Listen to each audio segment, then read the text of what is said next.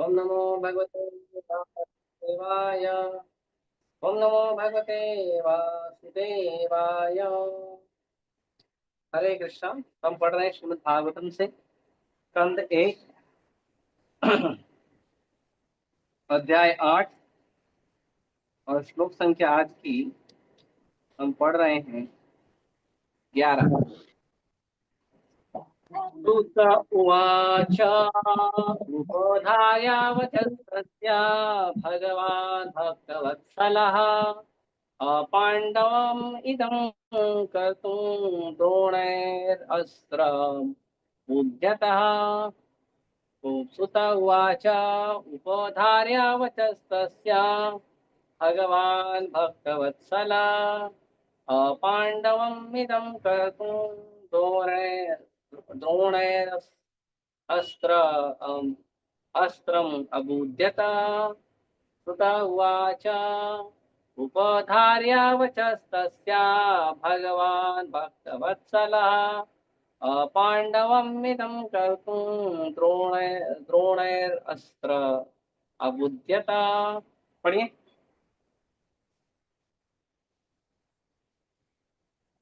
हरे कृष्णा प्रभु जी। हम्म। सुत उवाच उपधार्य वचस्तस्या भगवान् भक्तवत्सलः अपाण्डवम् इदं कर्तुं द्रोणैरस्त्रम् अबुध्यतः। हरे कृष्ण। और कोई?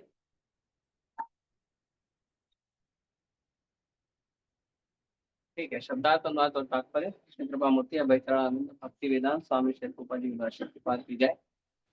सुत उवाच।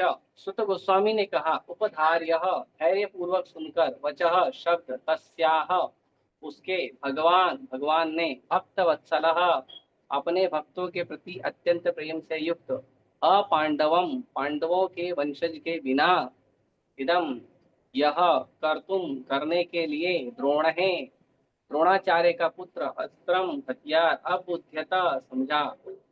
सुत गोस्वामी ने कहा, उनके वचनों को धीरज के साथ सुनकर अपने भक्तों के प्रति सदैव अत्यंत वत्सल रहने वाले भगवान श्री कृष्ण तुरंत समझ गए कि द्रोणाचार्य के पुत्र अश्वत्थामा ने पांडव वंश के अंतिम वंशज को समाप्त करने, निर्बीज करने के लिए ही ब्रह्मास्त्र छोड़ा है। तात्पर्य, भगवान सभी तरह से निष्पक्ष हैं तो भी वे भक्तों का पक्ष लेते हैं। क्यों? कि प्रत्येक व्यक्ति के कल्याण के लिए इसकी नितांत आवश्यकता है। पांडव कुल भक्त कुल था, अतः भगवान चाहते थे कि वे विश्व के ऊपर शासन चलाएं। यही कारण था कि दुर्योधन दल के शासन को समाप्त करके उन्होंने महाराज युधिष्ठिर का शासन स्थापित किया। इसलिए वे गर्भ में स्थित महाराज परीक्षित की रक्षा करना चाह रहे थे। वे नहीं चाहते थे कि पांडव संसार पांडव कुल से विहीन हो जाए, जो भक्त जो भक्तों का आदर्श कुल था। अगला श्लोक।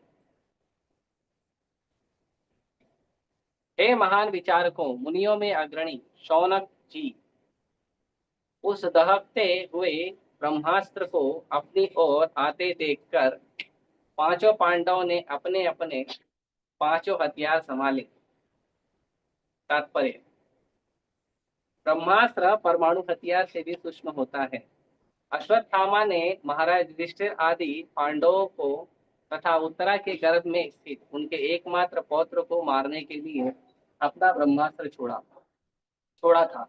अतएव यह ब्रह्मास्त्र, जो परमाणु हथियार की अपेक्षा अधिक प्रभावशाली तथा सूक्ष्मतर होता है, परमाणु बमों की भांति अंधा नहीं था।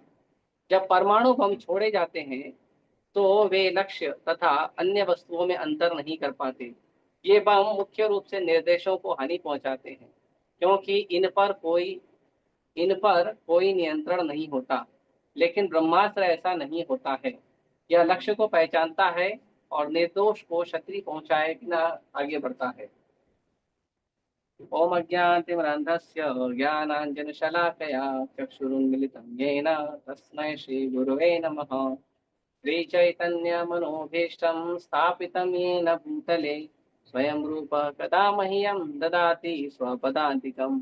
वन्देऽहं श्रीगुरो श्रीयुतापदकमलं श्रीगुरून् वैष्णवांश्च शेरूपं साग्रजातं सहगण रघुनाथान्वितं तं सजीवं साद्वैतं सावधूतं परिजनसहितं कृष्ण चैतन्य देवं श्रीराधा कृष्ण पादान् सहगण ललिता श्री विशाखान्वितांश नमो विष्णुपादाय कृष्णपृष्ठाय भूतले श्रीमते भक्तिवेदांत स्वामिनिति नामिने नमस्ते सारस्वते देवे गौरवाणी प्रचारिणे निर्विशेष शून्यवादी पाश्चात्य देशतारिणे नमो विष्णुपादाय कृष्णपृष्ठाय भूतले श्रीमते भक्ति सिद्धांत सरस्वती इति नामिने श्रीवार्षभानवी देवी दयिताय कृपाब्धये कृष्ण संबंध विज्ञानी दायिने प्रभवे नमः नादिर्योज्वल प्रेमाढ्य श्री रूपानुग भक्तिदा श्री गौर करुणा शक्ति विग्रहाय नमस्ते नमस्ते गौरवाणी श्रीमूर्तये दीनतारिणे रूपानुग विरुद्धाप सिद्धांत धांतहारिणे नमो गौर किशोराय साक्षात् वैराग्यमूर्तये विप्रलंब रसाम्बोधे पादाम्बुजाय ते नमः नमो भक्ति विनोदाय सच्चिदानंद नामिने गौर शक्ति स्वरूपाय रूपानुगवराय ते गौरभाव गौराविर्भाव भूमि निर्दिष्टा सज्जन प्रिय वैष्णव सार्वभौम श्री जगन्नाथाय ते नमः वाञ्छाकल्पतरुभ्यश्च कृपा सिन्धुभ्य एव च पतितानां पावनेभ्यो वैष्णवेभ्यो नमो नमः नमो महावदन्याय कृष्णा प्रेम प्रदायते कृष्णाय कृष्ण चैतन्य नाम्ने गौरतुषे नमः पंचतत्वात्मकं कृष्णं भक्तरूप स्वरूपकं भक्तावतारं भक्ताख्यं नमामि भक्तशक्तिकम् हे कृष्ण करुणा सिंधु दीन बंधु जगतपते गोपेश गोपिका कांत राधा कांता नमोस्तुते जयतां सुरतरुर्पंगो मम वन्दामतेर्गति मत्सर्वस्य पादां भोजो राधा मदन मोहनो दिव्यवृन्दारण्यकल्पद्रुमातः श्रीमद्रत्नागार सिंहासनस्थो श्रीमद् राधा शील गोविंद देवो पृष्ठालिभि सेवमानुस्मरामि श्रीमान् रासरसारम्भे वंशी भट्टतः स्थितः कर्षन् वेणु सुनैर्गोपी गोपीनाथाय श्रीयस्तुनः सप्तकाञ्चन गौरांगी राधे वृंदावनेश्वरी वृषभानुसुते देवी प्रणमामि हरिप्रिये जय श्री कृष्ण चैतन्य प्रभु नित्यानंद श्री अद्वैत गदाधर श्रीवासादि गौर भक्तवृंद हरे कृष्णा कृष्णा कृष्णा हरे हरे हरे राम राम राम हरे हरे।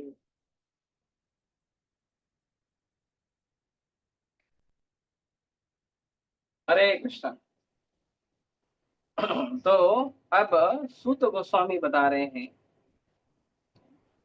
आप लोग को मैं वापस से बता देता हूँ कि जो भागवत कथा शुरू हुई थी परीक्षित महाराज को ही सुनना था। परीक्षित महाराज को भागवत कथा सुननी थी, इसीलिए भागवत कथा की शुरुआत हुई। और परीक्षित महाराज को भागवत कथा सुनना था, उनको सुनाने के लिए आए थे सुखदेव गोस्वामी। सुखदेव गोस्वामी जब परीक्षित महाराज को भागवत कथा सुना रहे थे तो सुखदेव गोस्वामी जब सुना रहे थे उस समय बहुत सारे परीक्षित महाराज के साथ सुनने के लिए बहुत सारे ब्रह्मर्षि, राजर्षि, देवर्षि, बहुत सारे बड़े बड़े ऋषि मुनि बैठे थे। तो ये सारे ऋषि मुनि भागवत कथा सुन रहे थे, उसी में सूत गोस्वामी भी बैठे थे। सूत गोस्वामी भी कथा सुन रहे थे भागवत की। सूत गोस्वामी ने सुनने के बाद उसके बाद जो 88,000 शौनक आदि ऋषि हैं, 88,000 शौनक आदि ऋषि भागवतम का प्रसंग होने के बाद उन लोगों ने कलयुग के लोगों के बारे में सोचना शुरू किया। शास्त्रों को पढ़ा, पुराणों को पढ़ा, उसके बाद उन्होंने जब कलयुग के जीवों की हालत देखी, और जो भगवान के भक्त होते हैं ये दूरदृष्टा होते हैं, ये आने वाली परिस्थिति को पहले ही समझ जाते हैं, उनको वाइब्रेशन आती है, वाइब समझ में आती है उनको। तो जो महापुरुष होते हैं वो चीजों को समझ जाते हैं। जैसे अभी ये जो युद्ध हो रहा है, ये युद्ध में किस प्रकार से युद्ध होगा, कैसे कैसे युद्ध होगा, इस बात को श्रील प्रभुपाद और अन्य आचार्य पहले ही बता के जा चुके हैं कि ये युद्ध होगा। प्रभुपाद जी बताए थे ये युद्ध पानी से शुरू होगा, थर्ड वर्ल्ड वॉर पानी से शुरू होगा। तो अभी ये तो शास्त्रों में कहीं वर्णन नहीं है, लेकिन श्रील प्रभुपाद जी जैसे जो महान आचार्य हैं और ऐसे कई सारे आचार्य हैं, ये सारे आचार्य जो हैं वो इन चीजों को अच्छी तरह से समझ लेते हैं और दूरदृष्टा होते हैं। इन्हें पहले से पता होता है कि आने वाले समय में क्या होगा। तो श्रील प्रभुपाद जी जो हैं उन्होंने पहले ही बता दिया था कि आने वाले समय में किस तरह, और भी कई चीजें बताई हैं जो आने वाले समय में धीरे धीरे प्रकट होगी। तो इस तरह से जो शौनक आदि ऋषि हैं, 88,000 शौनक आदि ऋषि। शौनक आदि ऋषि मतलब उसमें शौनक ऋषि जो हैं वो मुख्य थे, वो लीडर थे बाकी 88,000 ऋषियों के। तो शौनक ऋषि जो हैं वो सूत गोस्वामी के पास गए और उन्होंने कहा कि कलयुग की हालत जो है आने वाले समय में खराब हो जाएगी। और बहुत सुंदर एक श्लोक बताया उन्होंने। उन्होंने कहा कि कृष्ण जब अपने धाम चले गए धर्म ज्ञान को साथ में लेके, हम्म, तो अ, उसके बाद कलयुग के जीवों का उद्धार कैसे होगा? जब भगवान ही नहीं रहेंगे तो संसार के लोगों को ध्यान कौन रखेगा, उनको मेंटेनेंस कौन करेगा? तो इस बात को पूरा करने के लिए, इस बात को समझाने के लिए कि कलयुग में किस प्रकार से संसार के सारे जीवों का लालन पालन होगा, उसको बताने के लिए जो सूत गोस्वामी है उन्होंने वही भागवतम जो सुखदेव गोस्वामी ने सुनाया था परीक्षित महाराज को, वही भागवतम को रिपीट कर रहे हैं। तो यहाँ पे सूत गोस्वामी अब आगे की बात बता रहे हैं कि आगे सुखदेव गोस्वामी ने क्या बताया। तो कह रहे हैं उपधार्य वचस्तस्य। उपधार्य, अच्छा ये चीज बहुत महत्वपूर्ण है कि जब कभी भी कोई इमरजेंसी भी हो, कोई कष्ट भी हो, तो पहले परिस्थिति को समझना चाहिए और सुनना चाहिए। कई बार क्या होता है कि हम लोग जल्दबाजी में कोई फैसला ले लेते हैं और वो फैसले गलत होते हैं।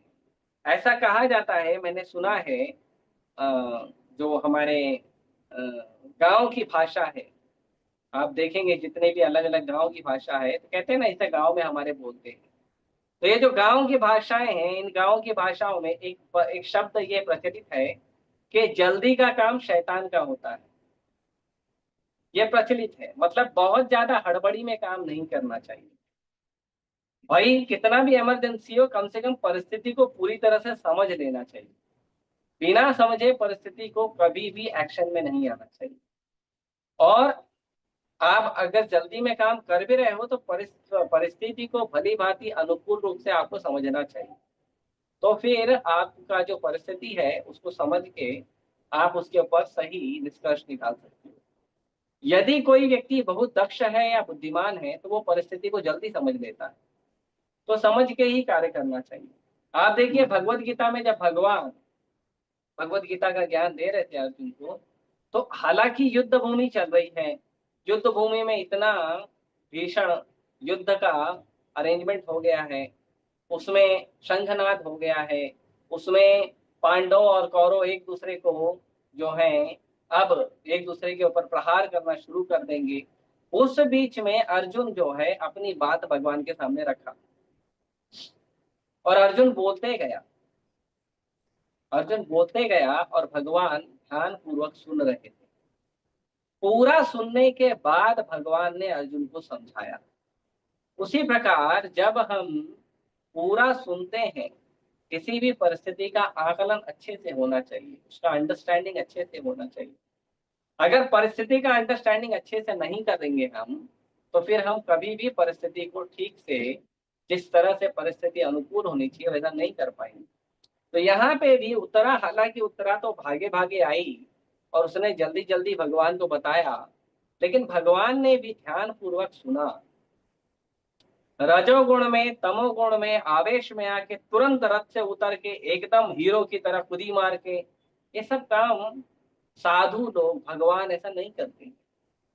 आप देखिए अर्जुन, जब अश्वत्थामा ने ब्रह्मास्त्र छोड़ दिया और ब्रह्मास्त्र पूरे ब्रह्मांड को जला रहा है, उस समय अर्जुन भगवान को प्रणाम कर रहा है और भगवान से पूछ रहा है इस ब्रह्मास्त्र का क्या करना है। और जब भगवान ने अर्जुन को बताया कि ऐसे ऐसे करो, तो वो करने के बाद अर्जुन ने भगवान को प्रणाम किया, भगवान की परिक्रमा की, आचमन में जल लिया, उसके बाद ब्रह्मास्त्र का संधान किया और ब्रह्मास्त्र प्रकट हुआ। कोई भी कार्य करते समय उपधार्य, ध्यान पूर्वक सुनिए पहले। ये पूरा संसार में जो आज इतना कलह हो रहा है, इतना कष्ट हो रहा है, उसका एक सबसे मुख्य कारण है, लोग अब सुनना पसंद नहीं करते। हर आदमी चाहता है मैं कुछ बोलूं, हर आदमी चाहता है मैं कुछ समझाऊं, हर आदमी चाहता है कि मेरी बुद्धि के अनुसार मैं लोगों को कुछ बताऊं। लेकिन आपकी बुद्धि के अनुसार अगर आप लोगों को बताना चाहते हो, समझाना चाहते हो, कहना चाहते हो, तो उसके लिए सबसे पहले जरूरी है आपके पास बुद्धि होना। आप खुद ही मूर्ख एक नंबर के हो और दुनिया को जाके ज्ञान बांट रहे हो, तो फिर तो दुनिया का भी बंटाधार हो जाएगा जो सुनेगा। और क्योंकि हर आदमी बोलना चाहता है, हर आदमी बताना चाहता है, लेकिन सुनना कोई नहीं चाहता, इसीलिए संसार में हर जगह झगड़े लड़ाई, घर में भी लड़ाई झगड़े ऐसे ही इसीलिए बढ़ रहे हैं। पहले एक व्यक्ति बोलता था, दूसरा व्यक्ति सुनता था, लेकिन अब ऐसा नहीं होता है। अब दोनों एक साथ बोलते हैं, कोई नहीं सुनता है। जैसे अ, हमारे उत्तर उत्तर भारत में एक कहावत है कि भले 100 व्यक्ति बोलते भी हों, तो भी एक व्यक्ति चुप रह कर हरा सकता है। मतलब कहने का ये नहीं कि नहीं बोलना, ऐसा नहीं है, जितना जरूरत है, जितना आवश्यक है, उतना बोलकर काम आगे बढ़ा। जैसे मौन हो जाना, मौन व्रत रख लेना, तो ये मौन व्रत रख लेना शास्त्रों में बताया गया कि मौन व्रत रखना चाहिए। लेकिन मौन होने का मतलब होता है भौतिक वस्तुओं के लिए मौन हो जाना, भौतिक इच्छाओं के लिए मौन हो जाना। मौन व्रत का मतलब नहीं है मुंह पे टेप लगा लेना और एकदम किसी से बात ही नहीं करना, किसी से हालचाल नहीं लेना, किसी को खाने पीने के लिए नहीं पूछना। नहीं, मौन व्रत का मतलब होता है अननेसेसरी बातों को चर्चा नहीं करना, व्यर्थ की बातों का चर्चा नहीं करना, उसको मौन होना बोलते हैं। आजकल लोग जो मौन होते हैं वो मौन थोड़ी होते हैं। आजकल लोग क्या करते हैं, भगवान के दिए गए सुंदर मुख को, भगवान के दिए गए सुंदर वाणी को, आपकी आवाज को और इस जीभ को पूरी तरह से रोक देते हैं काम करने से, और बोलते हैं हम तो मौनी बाबा हैं। आप मौनी बाबा नहीं हो, लेकिन मौन होके भी क्या करते हैं, भौतिक इंद्र तृप्ति में लगे रहते हैं। मौन होके भी कृष्ण भक्ति नहीं करते हैं। तो इसीलिए मौन होने के लिए कहा गया है कि ये जो हमारी जीभ है, ये मेढक की तरह टर टर टर टर करती है। हाँ? और ये मेढक की तरह जो टर टर करने वाली जो जीभ है, ये क्या करती है, काल रूपी सांप को बुलाती है अपनी ओर, अपनी ओर काल रूपी सांप को बुलाती है। उसी प्रकार संसार का जीव जब इस जीव को भगवान की सेवा में नहीं लगाता है, भगवान के कथा गुणगान में नहीं लगाता है, तो वो जीव मेढक की जीव के समान टर टर करने वाली जीव। उससे क्या होता है, उससे जो बोलने वाला व्यक्ति है, वो अपने मृत्यु को, अपने काल को दिन प्रतिदिन बुला रहा है। हर दिन सूर्य और चंद्रमा के उदय और अस्त होने पर एक एक दिन बीतता जा रहा है, लेकिन व्यक्ति ये नहीं सोच पा रहा है, ये नहीं विचार कर पा रहा है कि मुझे यह मनुष्य जीवन मिला किस लिए। और वो मेढक की टर टर टर टर टर करके एक दिन हरि बोल। तो इसीलिए उपधार्य, भगवान खुद सुने। भगवान कैसे सुने, ध्यान पूर्वक सुने, ध्यान से सुनना चाहिए। भागवत कथा को भी ध्यान से सुनना चाहिए। वचस्तस्य, क्या सुने, उनकी वाणी सुने। कौन, किसकी वाणी सुने, उत्तरा माता की वाणी सुने। भगवान भक्त वत्सला। अब यहाँ पे और एक चीज बताया है कि भगवान ने ध्यान से क्यों सुना, क्योंकि वो भगवान के भक्त है।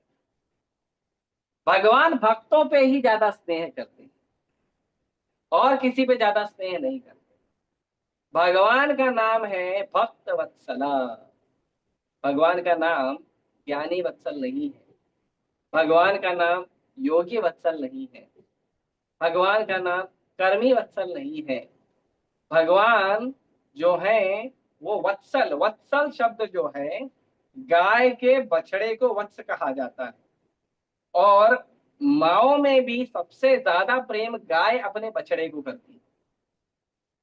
इसीलिए जो सबसे ज्यादा स्नेह पूर्वक शब्द कहा जाता है वत्सला, पुत्र या प्रिय शब्द वत्सल शब्द से प्रकट होता है। तो भगवान जो है वो अपने भक्तों को अपना पुत्र, अपना सबसे प्रिय समझते हैं। इसीलिए भगवान भक्त वत्सल है। भगवान भक्तों को अपना समझते हैं। संसार के बाकी लोगों को भी भगवान ध्यान देते हैं, उन पे भी भगवान कृपा करते हैं, लेकिन भक्त भगवान का, उसमें नियम कानून नहीं, वो मेरा है। जिस तरह से भगवान के भक्तों को कोई प्रेम देता है और कोई द्वेष देता है, वो प्रेम और जो द्वेष है जो हमने भगवान के भक्तों को दिया है, वो प्रेम और वो द्वेष भगवान के भक्तों को जो भी देता है वो एक्चुअली भगवान को प्राप्त होता है। तो आप भगवान के भक्तों से जैसा व्यवहार रखोगे वैसा ही भगवान आपसे व्यवहार रखेंगे। आप बोलोगे नहीं मैं तो भगवान से अच्छा हूं, ये भक्त खराब है, नहीं, ये भक्त खराब नहीं, वो भक्त भगवान का है। हाँ? तो भक्त वत्सला, तो भगवान ने ध्यान पूर्वक सुना अपने भक्त वत्सलों को, और ध्यान पूर्वक सुन के भगवान समझ गए, क्या समझ गए, हम अपांडवम इदम कर्तुम द्रोण द्रोणैर अस्त्र द्रोणैर अस्त्रम अबुध्यत। तो भगवान क्या किए, भगवान समझ गए, क्या समझ गए, अपांडवम इदम कर्तुम, वो भगवान समझ गए कि ये जो द्रोणाचार्य है, इसको अभी अभी पनिशमेंट मिला है, ये पांडवों को समाप्त करने के लिए, संसार को पांडव विहीन करने के लिए उसने अब अस्त्र चलाया। अपांडवम इदम कर्तुम, प्रभुपाद जी कहते हैं कि भगवान वैसे तो भेदभाव बिल्कुल नहीं करते, लेकिन भगवान जो है अपने भक्तों के प्रति ज्यादा उदार है। संसार के लिए सबके लिए समान है, लेकिन भक्तों को थोड़ा ज्यादा प्यार करते हैं। ऐसे लोग बोलते हैं ना भगवान तो सबके लिए समान है, आप ऐसा क्या बात करते हैं, भगवान तो सबके लिए समान है, भगवान तो सबको ये करते हैं, आपके अंदर क्या स्पेशल है कि भगवान आपको ज्यादा कृपा करें। हमारे अंदर स्पेशल ये है कि हम भगवान के भक्तों की चरण धूली, भगवान के भक्तों के आदेश के अनुसार, भगवान के भक्तों के द्वारा स्थापित की गई परंपरा में हम शरणागत भाव से भगवान की सेवा करने का प्रयास करने का हम अ, कदम उठा रहे हैं। हम प्रयास करने का एक एक कदम आगे बढ़ा रहे हैं। ये हमारे अंदर स्पेशल है। इसीलिए भगवान अपने भक्तों को ज्यादा प्रेम करते हैं, और जो भक्तों के शब्दों का पालन करता है भगवान उसको भी प्रेम करता है। इसीलिए भगवान ने कहा भक्तैर भक्त जन प्रिय, भगवान के भक्तों के जो अ, भक्त हैं और उनके जो जन हैं, मतलब जिनको वो अपना समझते हैं, भगवान बोलते हैं सब मुझे प्रिय है। भगवान के भक्त, भगवान के भक्तों के भक्त, और भगवान के भक्त या भक्तों के भक्त ने जिनको अपना बोला है वो, ये सब भगवान को प्रिय है। तो भगवान समझ गए कि ये जो पांडव हैं, तो अब प्रभुपाद जी बता रहे हैं तात्पर्य में कि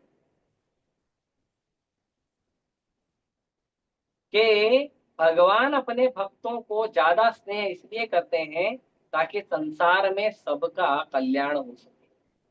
क्योंकि जो व्यक्ति भगवान को अपना मानता है वो व्यक्ति भगवान के संसार को भी अपना मानता है, भगवान के संसार के हर वस्तु को अपना मानता है। तो जो व्यक्ति भगवान को अपना मानता है, भगवान के संसार को अपना मानता है, वो व्यक्ति संसार को अच्छी तरह से बिना निजी द्वेष के, क्रोध के, काम के, वो भगवान के संसार को अच्छे से चला सकता है। लेकिन यदि कोई व्यक्ति के अंदर निजी भाव आ गया, मैं अच्छा हूं वो बुरा है, किसी व्यक्ति के अंदर निजी लालच आ गया, मेरे पास ये वस्तु होनी चाहिए उसके पास नहीं होनी चाहिए, तो ये जो भाव है वो कभी राज्य नहीं कर सकता, और ऐसे व्यक्ति को राज्य नहीं करना चाहिए। दुर्योधन, दुर्योधन ने सोचा, दुर्योधन और कर्ण ऐसे महाभारत के उदाहरण हैं। दुर्योधन ने सोचा कि पूरा संसार का राज्य जो है मेरे अंदर होना चाहिए। अरे तो क्या हो गया, आप महान राजा बन जाओ, आप चक्रवर्ती सम्राट बन जाओ, और पांडव जो हैं आपके अधीन राजा बन जाएंगे, उनके लिए भी तैयार थे, बोले 5 गांव दे दो। दुर्योधन नहीं माना। दुर्योधन बोला इनको राजा बनाना ही नहीं है, मैं चक्रवर्ती सम्राट बनूं या ना बनूं, ये राजा नहीं बनेंगे। ये द्वेष का भाव। कर्ण, कर्ण जो है वो उस समय की जो सबसे सुंदर स्त्री थी, माता द्रौपदी, सबसे सुंदर। क्योंकि माता द्रौपदी जो है वो स्वयं लक्ष्मी है, लक्ष्मी के अंश है। तो माता द्रौपदी जो है वो इतनी सुंदर थी, उनको प्राप्त करने के लिए द्रौपदी स्वयंवर में बहुत लोग गए थे, कर्ण भी गया था। और कर्ण ये सोच रहा था कि ये जो सबसे सुंदर स्त्री है ये मेरी होनी चाहिए और किसी की नहीं होनी चाहिए, और अगर ये किसी की हुई तो मैं उसको मार दूंगा। ये कर्ण का भाव था। इसीलिए जब अर्जुन ने माता द्रौपदी को प्राप्त किया और माता द्रौपदी से विवाह किया, तो कर्ण ईर्ष्या में आ गया। ये आसुरी भाव है। अरे भाई, आप किसी से प्रेम करते हो लेकिन वो व्यक्ति आपसे प्रेम नहीं करता, तो जबरदस्ती एक तरफा प्यार, एक तरफा प्रेम किसी के ऊपर थोपना नहीं चाहिए। लेकिन कर्ण वही किया, पूरा जीवन वही किया।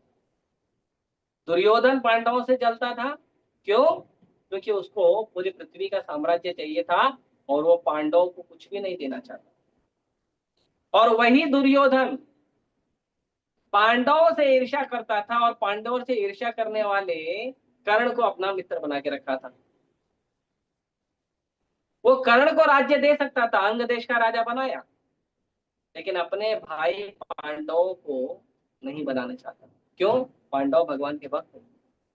पांडवों में ईर्ष्या द्वेष नहीं था, पांडवों में सबके लिए समान भाव था, पांडव सबको प्रेम करते थे। अरे सबको तो छोड़ो, पांडव तो अपने से ईर्ष्या और द्वेष करने वाले दुर्योधन और कर्ण को भी प्रेम करते थे।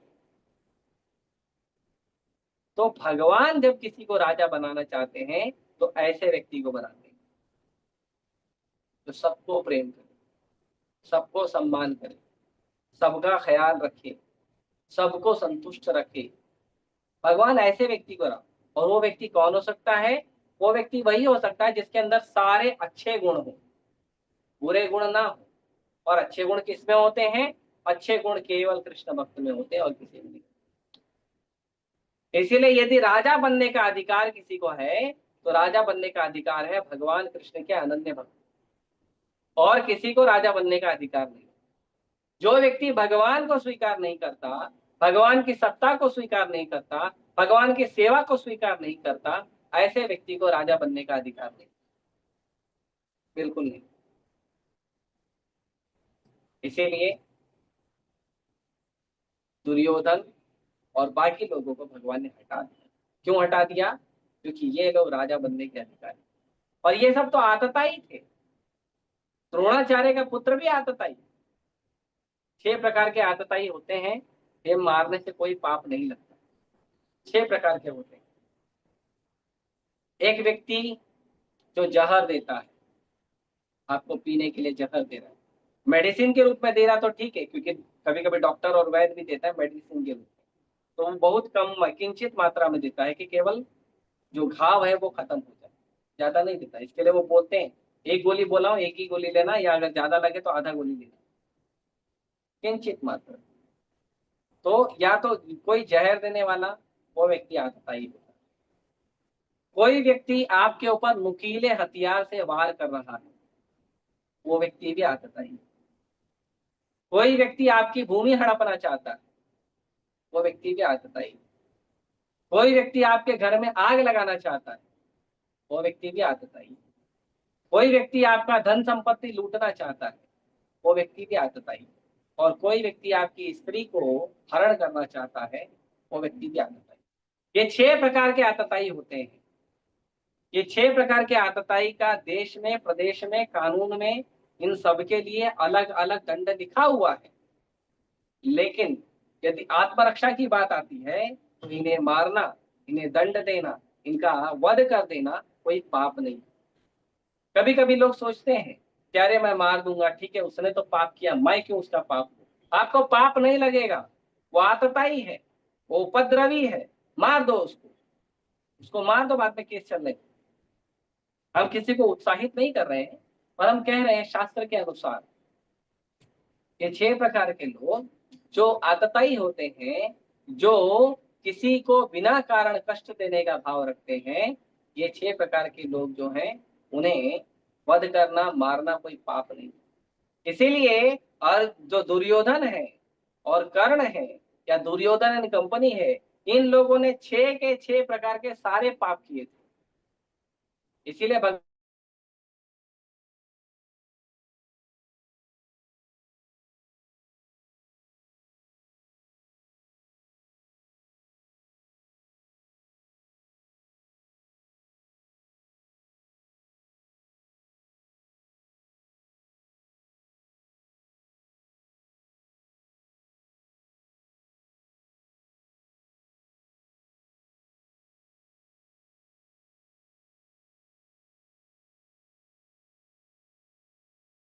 तो हमें भी तो हमें भी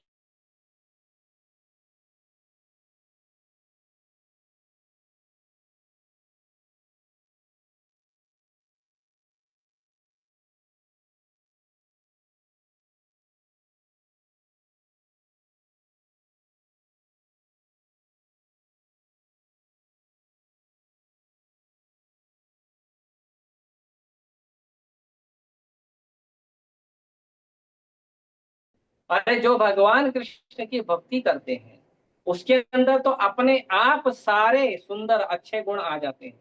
लेकिन जो भगवान कृष्ण का भक्ति नहीं करता है, ऐसे व्यक्ति में कौन सा अच्छा गुण है? तो कहेंगे नहीं वो तो बड़ा पढ़ाई लिखाई किया हुआ है, बड़ा अधिकारी है, बड़ा ये है, बड़ा वो है। तो कहते हैं वो कितना भी कुछ भी हो, क्योंकि भगवान की भक्ति करने वाला व्यक्ति अपने मन को काबू में कर लेता है, और जो भगवान की भक्ति नहीं करता उसका मन काबू में नहीं होता है। तो ये जितने भी बड़े बड़े पढ़े लिखे, बड़े बड़े संसार के लोग, बड़े बड़े नेता, राजनेता, स्टार, सुपरस्टार, जितने भी लोग हैं, ये भले कितने भी बड़े हैं लेकिन चल रहे हैं केवल अपनी मन की मर्जी के ऊपर। ये केवल अपनी मन की मर्जी पे चलते हैं, इसके लिए इनके अंदर कोई भी अच्छा गुण नहीं आ सकता। अच्छा गुण उस व्यक्ति में आता है जो भगवान का भक्ति करता है, भजन करता है और मन को कंट्रोल रखता है। मन को कंट्रोल रखता है कि मन जो है वो अनैतिक इच्छाएं, अनैतिक भावनाएं, अनैतिक इंद्रिय तृप्ति में न पड़े। वो कंट्रोल करते हैं मन को। लेकिन जो भगवान का भक्ति नहीं करते हैं वो लोग जो है वो सदा पापे रता। क्यों? क्योंकि उनका मन कंट्रोल नहीं है। पाप क्या है, पुण्य क्या है, नहीं समझ में आता है। और भोग और ऐश्वर्य आने के बाद तो लोग तो जानबूझ के ऑटोमेटिकली ही पाप करते हैं। भगवान भगवता में कहते हैं भोग ऐश्वर्य प्रसक्ता नाम तया अपरित चेतसा व्यवसायत्मिका बुद्धि समाधो न विधीयते। भगवान कहते हैं जो व्यक्ति भोग और ऐश्वर्य में लगा है वो व्यक्ति क्या है, उसकी चेतना का अपहरण हो जाता है और वो कभी भी भक्ति में नहीं लग पाता है, कभी भी समाधि में नहीं लग पाता है। इसलिए भगवान के भक्तों के पास भी यदि यश, संपत्ति, धन कुछ आता है तो उसे तुरंत भगवान के भक्तों की और भगवान की सेवा में समर्पित कर देना चाहिए। अपने पास जितना आप धन और यश रखोगे ना, वो धन और वो यश ही आपके पतन का कारण बनेगा। लेकिन धन और यश को यदि आप भगवान की सेवा में लगा दोगे तो वही धन और वही यश जो है आपके जीवन में और आपको समृद्धि देगा। इसीलिए लक्ष्मी जो है वो नारायण की है, लक्ष्मी हमारी नहीं है। धन जो है वो भगवान का है, धन हमारा नहीं है। हम केवल उतना ही लेना चाहिए जितना हमारे लिए उपयोगी, उससे ज्यादा हमें आवश्यकता नहीं होनी चाहिए। तो इस तरह से यहाँ पे भगवान चाहते थे कि युधिष्ठिर जैसे व्यक्ति राजा बने। इसीलिए भगवान ने क्या किया, दुर्योधन एंड कंपनी का सफाया कर दिया। और भगवान उनका सफाया करके भगवान क्या चाहते थे? भगवान चाहते थे कि महाराज परीक्षित को भी बचाया जाए, क्योंकि महाराज परीक्षित भी वैसे ही राजा हैं जैसे राजा महाराज युधिष्ठिर है। भागवत में आगे वर्णन आएगा, परीक्षित महाराज ऐसे ही राजा थे जैसे महाराज युधिष्ठिर राज करते थे, और महाराज युधिष्ठिर वैसे ही राज करते थे जैसे भगवान राम राज करते थे।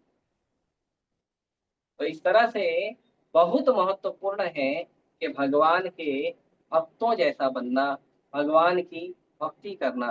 कई बार लोग कहते हैं पैसा कमाओ, यश कमाओ, नाम कमाओ, हाँ, घर परिवार बनाओ, रिश्तेदार बनाओ, बड़ा बड़ा प्रगति करो, भौतिक प्रगति करो। क्यों भक्ति करते हो? भक्ति इसीलिए करना है क्योंकि ये सारी भौतिक प्रगति कर करके हमारा अहंकार बढ़ जाएगा, हमारा लालच बढ़ जाएगा, हमारी ईर्ष्या बढ़ जाएगी, हमारा द्वेष बढ़ जाएगा।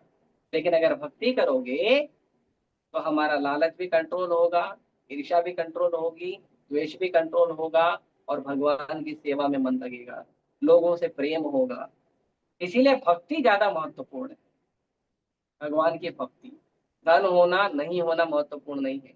कोई व्यक्ति गरीबी में भी अच्छा जीवन जी सकता है यदि वो भगवान का अच्छा भक्त है, और कोई व्यक्ति अमीरी में भी आनंदमय जीवन जी सकता है क्योंकि वो भगवान का भक्ति कर रहा है। लेकिन यदि भगवान की भक्ति नहीं कर रहा है तो गरीबी में भी उत्पात मचाएगा, अमीरी में भी उत्पात मचाएगा। इसीलिए भगवान की भक्ति ज्यादा महत्वपूर्ण है। ठीक है, तो मैं अपने शब्दों पे यही रोकता हूँ, किसी को कोई प्रश्न है तो पूछ सकते हैं। हरे कृष्ण।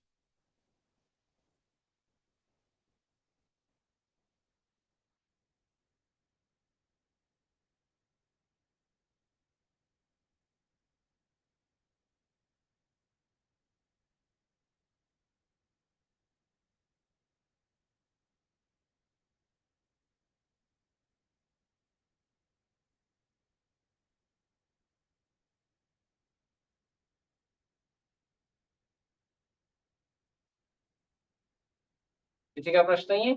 आप सभी का बहुत बहुत धन्यवाद। अंतर्राष्ट्रीय भागवतम की जय, श्री प्रभुपाद। हरे कृष्ण।